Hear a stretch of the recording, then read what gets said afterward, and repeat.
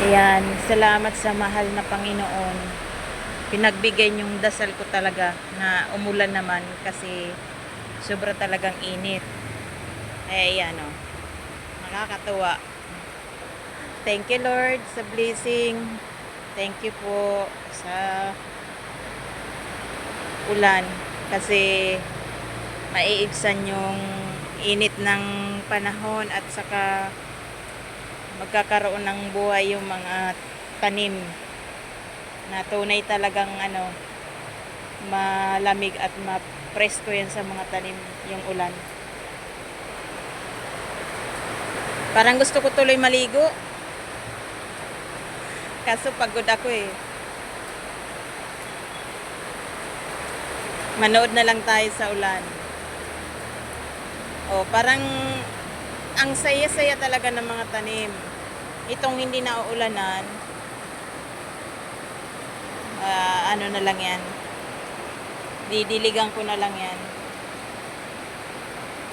Tutuwa din sila kasi yung hamog o yung simoy ng hangin o simoy ng ulan, malalanghap din yan ng halaman na yan.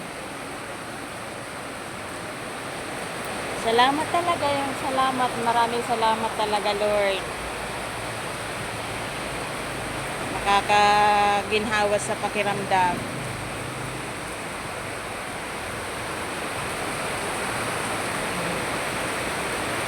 Ang sigla ng paligid kasi green na green, umuulan. Alam mo simula December, ngayon lang umulan.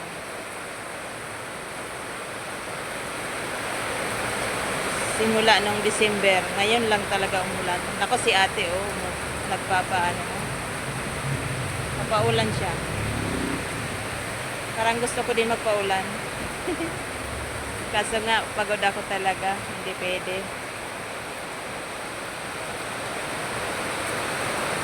Malakas pa naman talaga. Malakas yung ulan ngayon.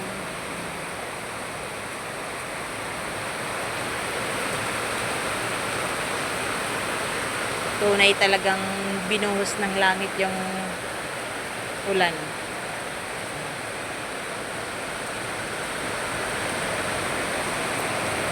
Mayroong tubig na siya.